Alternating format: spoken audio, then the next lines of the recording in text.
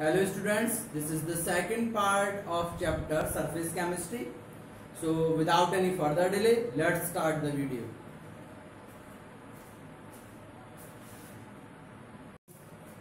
आपका next topic आता है टाइप्स ऑफ एड्सॉर्प्शन। तो टाइप हमने एड्सॉर्प्शन, एब्सॉर्प्शन, डिसऑर्प्शन इसके बारे में आपको पिछली वीडियो में बता रखा है। तो आज टाइप्स ऑफ एड्सॉर्प्शन पढ़ते हैं। तो there are mainly two types of adsorption of gases on solid, यानी कि दो तरह का एड्सॉर्प्शन मेनली माना जाता है गैसेज का ऑन सॉलिड पर। तो पहला होता है फिजिकल एड्सॉर्प्शन और दूसरा होता है केमिकल एड्सॉर्प्शन, यानी कि फर्स्ट फिजिकल, सेकंड केमिकल। अब इन दोनों के बीच में क्या सिमिलरिटीज हैं, क्या डिसिमिलरिटीज हैं, उसे देखते हैं। तो पहला, in physical adsorption forces of attraction between adsorbent and adsorbate is weak van der Waal force. तो फिजिकल एड्सॉर्प्शन में जो एब्जॉर्बेंट और एब्जॉर्बेट है उनके बीच में जो फोर्स ऑफ अट्रैक्शन है वो week van der Waal force होते हैं, यानी कि कमजोर अट्रैक्शन फोर्स है।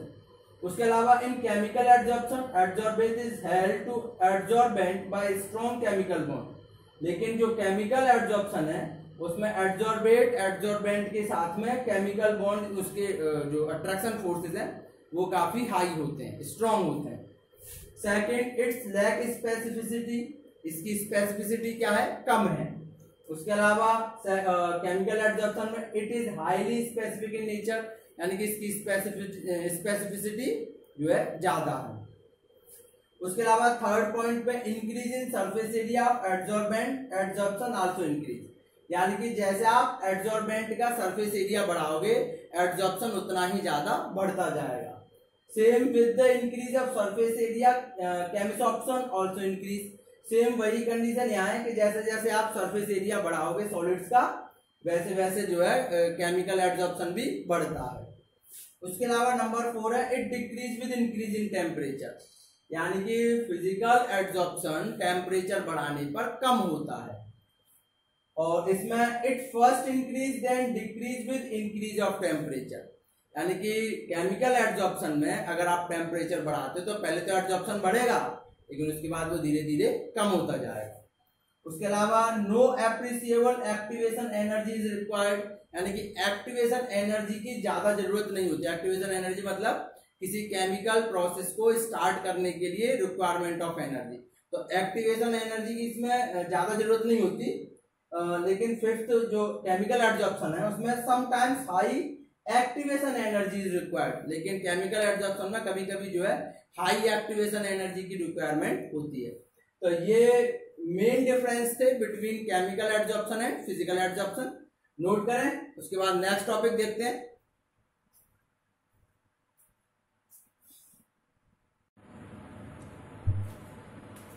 उसके बाद में नेक्स्ट टॉपिक आता है factors affecting adsorption of gases on solid, यानी कि वो फैक्टर्स जो कि एड्सॉर्प्शन को इफेक्ट डालते हैं। तो नंबर फर्स्ट है नेचर ऑफ एड्सॉर्बेंट, यानी कि एड्सॉर्बेंट जिसके सरफेस पर कोई गैस जो है एड्सॉर्ब हो रही है उसके नेचर पर क्या उसका जो है इफेक्ट पड़ता है। Activated adsorbent have high absorbing power, यानी कि अगर एड्सॉर्बेंट का जो सरफेस है वो एक्टिवेटेड है, एक्टिवेटेड मतलब कि गैसेस को अपनी ओर एड्सॉर्ब करने की उसकी जो है एक्टिवेशन पावर वो काफी अच्छी है। तो जिसकी यानी कि जिसकी एक्टिवेशन पावर अच्छी होगी वो एड्सॉर्ब भी अच्छा करेगा। तो वही है activated adsorbent have high absorbing power. इसके अलावा सेकंड है सरफेस एरिया ऑफ एड्सॉर्बेंट, ये अभी करा चुके हैं कि अगर आप सरफेस एरिया बढ़ाएंगे तो एड्सॉर्प्शन प्रोसेस अपने आप बढ़ती जाएगी। तो अगर सरफेस एरिया इंक्रीज होता है तो एड्सॉर्प्शन भी क्या होगा, इंक्रीज होगा। उसके अलावा नेचर ऑफ बीइंग एड्सॉर्ब, यानी कि एड्सॉर्बेड जो एड्सॉर्बेट, ठीक है ना।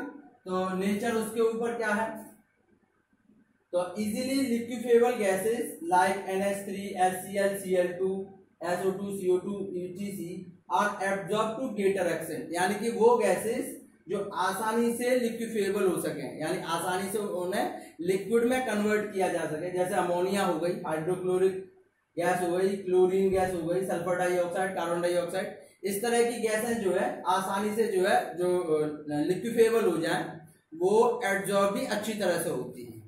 उसके अलावा pressure, if pressure increase then absorption also increase, जैसे जैसे आप प्रेशर बढ़ाओगे एब्जॉर्प्शन वैसे वैसे ही बढ़ता जाएगा। उसके अलावा टेम्परेचर, अगर टेम्परेचर इंक्रीज एब्जॉर्प्शन डिक्रीज, यानी कि टेम्परेचर आप बढ़ाते हो तो एब्जॉर्प्शन क्या होगा, वो कम होगा। ठीक है ना, ये मेन टॉपिक है, नोट करें। उसके बाद नेक्स्ट टॉपिक देखते हैं।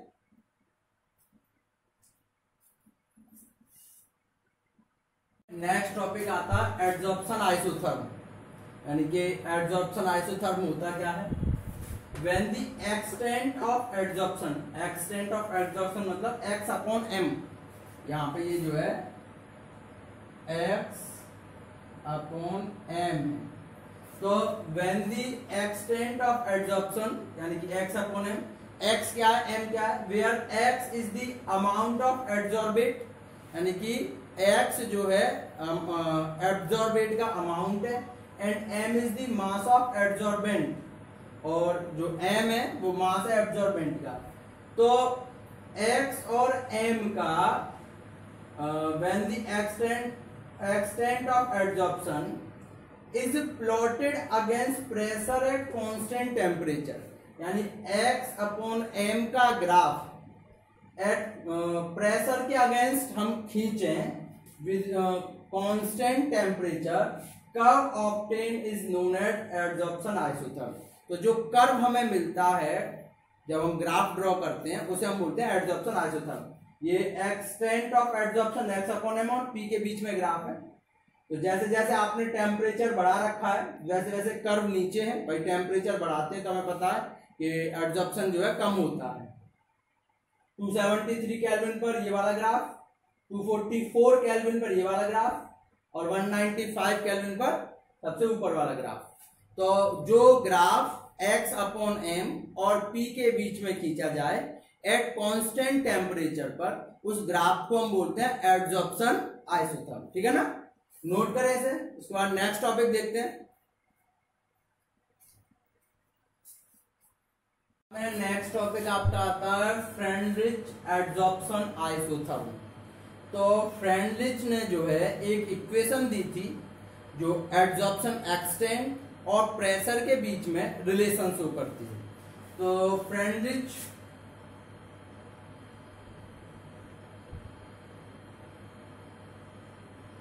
gives a relation between adsorption extent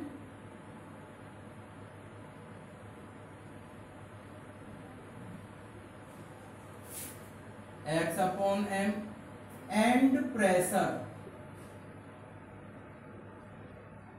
P at constant temperature. तो इक्वेशन क्या थी कि x upon m equal to k p की whole power 1 upon m, k या कांस्टेंट है।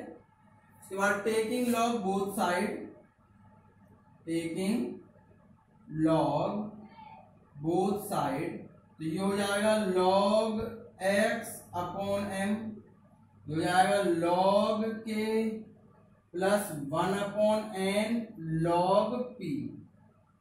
पावर आगे आ जाएगी, तो हमने आप log के वाले फॉर्मूले में दे रखा है, अगर किसी पे पावर हो तो वो पावर आगे आ जाती है। तो इस तरह से हमें जो है एक इक्वेशन मिलती है, और अगर इस इक्वेशन में हम log x अपॉन m और log p के बीच में ग्राफ खींचें, if we draw the graph, if we draw the graph between log x upon m and log p, we get a straight line। तो हमें जो क्या मिलेगी, स्ट्रेट लाइन मिलती है। we get a straight line with slope 1/n and an intercept log k। तो देखो अगर हम ग्राफ खींचते हैं तो हमारे पास में ये एक y और x के बीच में ग्राफ, यहां हम डालेंगे log x/m, यहां log p, तो हमें एक स्ट्रेट लाइन मिलती है, ठीक है ना, जिसका स्लोप थीटा, स्लोप यहाँ पे जो है 1/n है, स्लोप इक्वल टू 1/n। और यहां से, क्योंकि ये 0 से स्टार्ट नहीं हुई है, ये यहां से स्टार्ट हुई है, तो यहां से लेके यहां तक का लॉग के जो है वो इंटरसेप्ट है। इंटरसेप्ट मतलब कहीं से एक पर्टिकुलर जो है, इंटरसेप्ट आप वैसे मैथ में ही पढ़ रखे हैं कि अगर कोई लाइन किसी को दूसरी लाइन को काटते तो हम बोलते हैं इंटरसेप्शन पॉइंट, ठीक है ना। तो वही चीज है, तो हमें एक स्ट्रेट लाइन मिलेगी जिसका स्लोप 1/n है और log x/m और log p के बीच में ये ग्राफ है। तो इस ग्राफ को ही हम बोलते हैं फ्रेंडलिच एडजॉर्प्शन आइसोथर्म, और ये आपकी फ्रेंडलिच एडजॉर्प्शन इक्वेशन, ये दो चीजें हैं, ठीक है ना। तो नोट करें इसे, उसके बाद नेक्स्ट टॉपिक देखते हैं। नेक्स्ट टॉपिक आपका आता है एप्लीकेशन ऑफ एडजॉर्प्शन। तो एडजॉर्प्शन के एप्लीकेशन में number first production of high vacuum, यानी कि किसी पर्टिकुलर एरिया में अगर वैक्यूम हाई करना है तो वो एडजॉर्प्शन का एप्लीकेशन है। गैस मास्क बनाने में, कंट्रोल ऑफ ह्यूमिडिटी, ह्यूमिडिटी को कंट्रोल करने में, सेपरेशन ऑफ इनर्ट गैसेस को एक दूसरे से सेपरेट करने पे, एडजॉर्प्शन इंडिकेटर बनाने में, इन क्योरिंग डिजीज और बीमारियों से बचाने में। तो ये सभी एडजॉर्प्शन के एप्लीकेशंस हैं, इन्हें नोट करें। आज की वीडियो में इतना ही, नेक्स्ट वीडियो में इससे आगे के टॉपिक्स पर डिस्कस करेंगे। तो तब तक के लिए गुड बाय।